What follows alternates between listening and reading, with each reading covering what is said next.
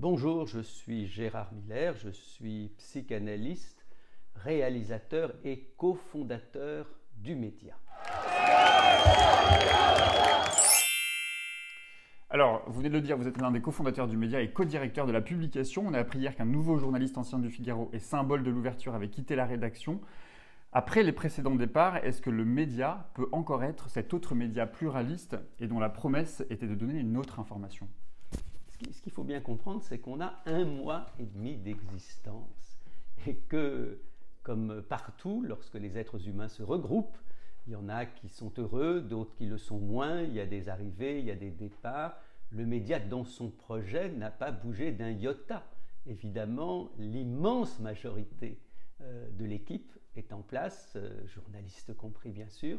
Les sociaux sont maintenant plus de 18 000 à l'heure où je vous parle. Et le projet d'ouverture, c'est-à-dire de créer un média pluraliste, non seulement un média progressiste, féministe, antiraciste, contre l'antisémitisme, écolo, etc., reste bien sûr d'actualité, mais l'idée du média pluraliste reste plus que jamais d'actualité. Et si on regarde aussi bien les journaux que les autres émissions qui commencent progressivement à remplir la grille, on s'aperçoit que de ce point de vue-là, on n'a pas bougé d'un iota. Alors quand même, justement, quand on regarde la qualité de vos programmes, moi je parle vraiment de la qualité de vos programmes, mais je parle notamment des nouveaux programmes comme l'entretien libre de Lancelin, les sujets qui fâchent, ou Ils sont là, que vous présentez vous d'ailleurs. Vous ne vous dites pas quand même que le JT, comme forme ancienne, n'était pas forcément la meilleure idée ?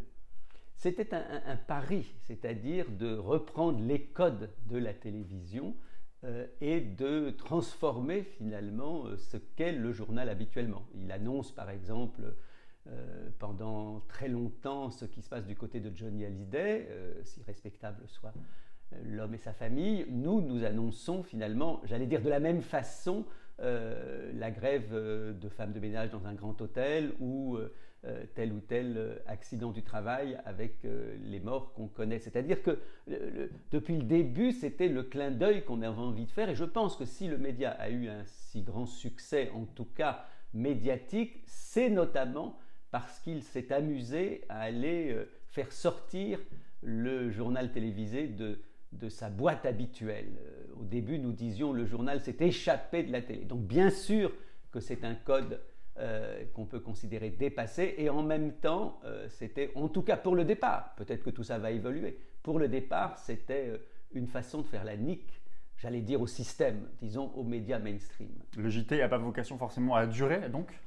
Pour l'instant, nous ne sommes dans aucune forme de réflexion là-dessus, mais je considère qu'il n'y a rien de sacro-saint. Et déjà, par exemple, c'était ça le point de divergence avec Aude Rossigneux, nous souhaitions et nous mettons en pratique aujourd'hui le côté tournant de la présentation, ce qui est déjà une façon de subvertir le journal. Alors certains ont parlé de rédaction soviète. Qui décide de quoi finalement ? Est-ce que vous pouvez nous dire justement comment se déroule une programmation ? Qui décide des sujets qui vont être abordés dans ce JT, dans cet alter JT ? Vous me permettrez de dire que pour moi, soviète n'est pas une injure. C'était des conseils ouvriers, paysans, des conseils du peuple. Je suis d'accord qu'il y a eu quelques dérives plus que regrettables par la suite. Mais bon, écoutez, notre idée, c'est l'horizontalité. C'est-à-dire de faire en sorte, par exemple, qu'aux conférences de rédaction, chaque matin, tous les gens de l'équipe, pas seulement les journalistes, puissent y participer.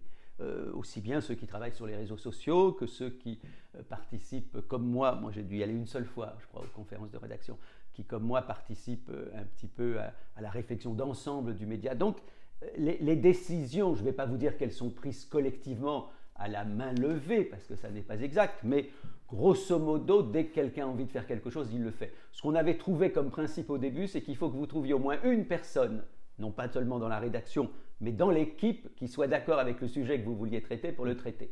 Après, évidemment, on tranche parfois, aussi bien au niveau des journalistes, parfois au niveau du comité qu'on appelle de pilotage, parce qu'on sait que sur le même sujet, il y aura un autre sujet identique qui va être traité dans une autre émission. Donc il y a besoin de coordination. Mais ce que je peux vous assurer, c'est que jamais personne n'a été censuré dans le média. pas plus Noël Mamère que Claude Elkal. Alors sur Noël Mamère, justement, vous ne décolérez pas sur ces conditions de son départ.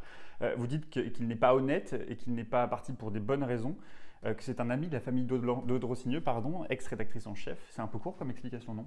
Alors, je ne dis pas exactement ce que vous je viens dites de là. rapporter. Je vais vous le redire autrement. C'est quelqu'un que je connais, qui est donc un de mes amis, pas intime, mais depuis des années et des années. C'est lui qui m'a demandé de venir aux médias.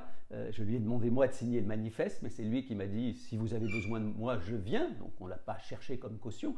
Et il dit lui-même partout, en tout cas au début, qu'il a été totalement libre. Il choisissait ses sujets, il choisissait ses invités, et nous mettions, ce qui est tout à fait normal, les petits moyens que nous avons à sa disposition. Et donc, je lui ai parlé, je dirais 5 ou 6 fois avant son départ. Et au début, il me disait simplement, je suis embêté, tu sais, parce que je suis copain, effectivement, avec la famille d'Aude, et que je n'ai pas envie d'être pris entre les deux feux. Et que je vais donc sans doute terminer encore 5-6 émissions. Après, il faut que je parte un mois à Bègle, donc de toute façon, ça va s'arrêter. Et puis, progressivement, est arrivée cette histoire incroyable de la Syrie, prétexte, parce que ce qu'a dit Claude Elkal ne posait pas de problème. Et dans tous les cas, j'ai dit à Noël, mais si tu n'es pas d'accord avec ce qu'il dit, ben viens le dire, viens dire le contraire. On ne t'a pas censuré, on ne va pas censurer Claude Elkal, qui en plus ne disait rien qui soit problématique au-delà du débat qu'il faut avoir sur la Syrie. Prétexte, donc, mais qui est l'une des raisons pour lesquelles l'une des journalistes d'ailleurs a quitté le média. Alors, c'est Catherine Kirpak qui était éminemment sympathique. Enfin, tous ces gens sont très sympathiques. C'est-à-dire que je vais pas en dire du mal une fois qu'ils sont partis. Ils n'ont pas dit du mal en partant d'ailleurs. Non, Catherine, j'ai découvert ce pourquoi elle était supposée partir. Léa Ducret ou Marc de Bonny ont dit ben, on a d'autres projets, ce qui s'est passé là, c'était intéressant, mais on a envie de faire autre chose. Des arrivées, des départs, il y en a beaucoup. Ce qui est amusant quand même, c'est que lorsque c'est des vrais vidages politiques, comme par exemple au Nouvel Obs, d'après ce qu'on me raconte, Croissant d'eau, notamment pour sa couverture légèrement problématique sur le président Macron et les immigrés a été viré. J'apprends qu'il y a encore un journaliste viré, je crois, à France 3 Régions. Bon, c'est drôle qu'on se focalise sur nous qui n'avons en rien viré les gens. C'est-à-dire Noël, il est parti pour les raisons qui lui regardent. Aude, je lui avais proposé, comme mes amis, de rester. Bon, allez, petite crise de croissance au bout d'un mois et demi. Allez, on tourne la page. Lors de la création du média, la presse dite libre et indépendante vous avez interpellé pour s'étonner que vous n'ayez pas eu un mot pour elle, comme si elle n'existait pas. Vous leur avez d'ailleurs répondu dans une tribune. Quelles sont vos collaborations aujourd'hui avec cette presse ? Alors, il y a des partenariats qu'on peut trouver sur notre site. Nous allons notamment nous rapprocher encore plus de reporters ou de street press. Moi, je ne perds pas espoir qu'un jour, Arrêt sur Image et nous réussissions à trouver une forme de collaboration. Schneiderman n'est pas sur le principe absolument opposé, il est très méfiant. Je le comprends, il souhaite son indépendance. Mais je vais vous dire, même avec Mediapart, qui nous tape beaucoup dessus, peut-être parce que Mediapart craint qu'un certain nombre de ses abonnés viennent chez nous, alors que je crois que franchement, il y a la place pour tous les deux. Je n'écarte pas l'hypothèse de travailler avec Mediapart. Moi, je pense qu'on a de grands ancêtres qui vont du Canard enchaîné à Mediapart en passant par Reporter. On essaye de nouer des liens de plus en plus étroits et j'espère qu'ils comprendront que nous sommes un espace de liberté. J'avais posé cette question à Denis Siffert, le patron de Politis. Vous ne pensez pas que l'ensemble de ces médias dits alternatifs ou indépendants manquent d'ambition collective, de faire ensemble ? Sans doute, mais pour être plus fort, justement. Sans doute, mais alors on pourrait dire que c'est quelque chose qu'on retrouve plus généralement à gauche. Chacun est attaché à sa singularité comme à son bien le plus précieux, il faut respecter ça.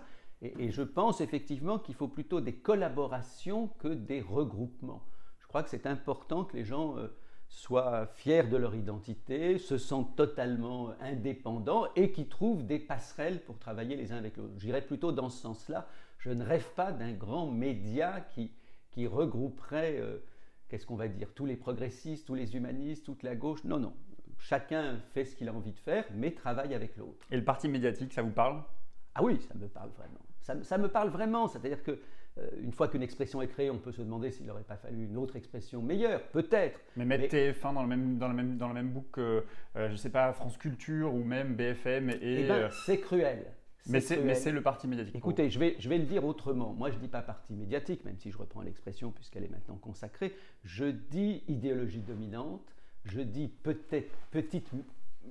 idéologie dominante, je dis petite musique, je dis effet de système. C'est-à-dire qu'en effet, des gens aussi différents que des gens de France Culture ou de TF1, à certains moments de l'histoire française, disent tous la même chose. Ils disent tous la même chose au moment où il faut voter oui pour la Constitution européenne de 2005. Ils disent oui à Macron à un moment donné. Et en effet, ils disent oui aujourd'hui sur les réformes que propose Macron à propos de la SNCF. Donc c'est vrai qu'il y a des moments où tout ça converge. Mon point de vue, c'est surtout pas de complot. Le grand problème, c'est qu'il y a une orchestration sans chef d'orchestre. Hier, Pablo Pillovien recevait Jacques Boutot, le maire du 2e arrondissement de Paris. Il vous a posé une question. Il vous demande ce que vous pensez de la bienveillance, justement, et en particulier de la bienveillance en politique. Je crois qu'elle est souhaitable. Pas plus tard qu'avant-hier, j'ai été aimablement invité par Julien Clerc à son concert. Dans sa loge, je suis tombé sur Nicolas Sarkozy et Carla Bruni. Nous avons papoté quelques instants de façon très conviviale. Carla Bruni a eu la gentillesse de me dire qu'elle avait beaucoup aimé le dernier documentaire sur les Bettencourt qu'avec Anaïs Feuillette j'ai fait sur France 3. Je me suis dit, moi qui suis évidemment opposé à ce que peut représenter Nicolas Sarkozy, je me suis dit, ça fait du bien quand même de temps en temps de se rappeler qu'on n'est pas en guerre civile. Donc la bienveillance, vous savez, en psychanalyse, on a une expression, la neutralité bienveillante. Je pense que le terme de bienveillance est un terme qu'il faut effectivement privilégier. J'ai une dernière question, c'est à l'intellectuel de gauche que j'ai envie de m'adresser. Et quand vous voyez l'état de la gauche, de sa dispersion, de ses fractions, de son incapacité aussi pour le moment à mobiliser, en ce moment même, ça vous met en colère ? Écoutez, je ne suis pas un nostalgique, je l'ai bien connu de l'union de la gauche. Je trouve que le programme commun de la gauche, celui qui a amené Mitterrand au pouvoir, ça serait intéressant de le relire. Il est beaucoup plus à gauche que celui de Mélenchon, aujourd'hui considéré comme un ultra-révolutionnaire, ce qui est quand même comique. La société est devenue beaucoup plus à droite. Le problème aujourd'hui avec la notion de gauche, c'est qu'après 5 ans de François Hollande, elle n'est plus possible à incarner. Je suis un homme de gauche et en même temps, lorsque je parle avec des gens qui peut-être s'intéressent moins que moi à la politique, je vois bien que ce qu'ils mettent derrière le signifiant gauche, c'est à l'occasion horrible. Et donc, je pense qu'il faut accepter que la gauche, dans son acception classique, dans sa dernière version avant Hollande, que cette gauche-là est morte. Et que lorsque Mélenchon invente d'autres termes, depuis les gens, en passant par les insoumis, etc., je pense qu'on a besoin de signifiants nouveaux. Alors, en un sens, je me réclame de l'histoire de la gauche, l'histoire de Jaurès, l'histoire de Louise Michel, ça remonte bien plus loin. Finalement, il faut bien comprendre que est-ce que les révolutionnaires étaient de gauche en 1789? Est-ce que les communards étaient de gauche? La gauche, c'est un moment de l'histoire du peuple, d'une histoire beaucoup plus longue. Je trouve que c'est intéressant aujourd'hui de dire qu'en effet, les points communs qu'on peut avoir, non seulement évidemment avec François Hollande ou Valls sont nuls, mais même parfois avec Benoît Hamon. Je vois à quel point je me sens parfois extrêmement éloigné de ce qui était pourtant ma gauche. Donc votre gauche aujourd'hui, c'est plutôt autour de Mélenchon qu'avec les partis, ou en tout cas ce qu'il en reste? C'est certainement autour de Mélenchon, parce qu'il a réussi quand même, alors je ne sais pas jusqu'où il ira, mais on voit bien avec ses 20% qu'il a réussi quelque chose. Il a réussi en effet à aller bien au-delà des clivages traditionnels droite-gauche. Merci beaucoup Gérard Miller. Demain, je recevrai Philippe Léger, il est économiste, membre des économistes atterrés. On fera le point sur les réformes économiques. Et sur le retour des heures supplémentaires défiscalisées, vous avez une question pour lui? Oui, alors j'ai une question très liée aux médias. C'est que tous les grands éditorialistes français sont, on va le dire pour le simplifier, plutôt réactionnaires. Alors souvent on me cite comme grande exception Thomas Legrand, mais disons qu'ils sont plutôt réactionnaires. Ce qui est marrant, c'est qu'il y a du côté des économistes que des libéraux qui ont pignon sur rue. Les atterrés et les autres sont parfois invités, mais c'est vraiment plus que l'exception qui confirme la règle.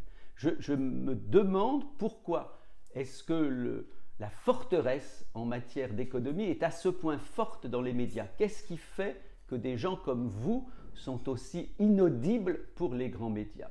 Moi, je rêve d'un grand éditorialiste tous les jours sur RTL qui nous dirait que le libéralisme, c'est peut-être pas ce qu'il y a de meilleur pour les êtres humains. Eh bien, je lui transmettrai la question. Merci beaucoup.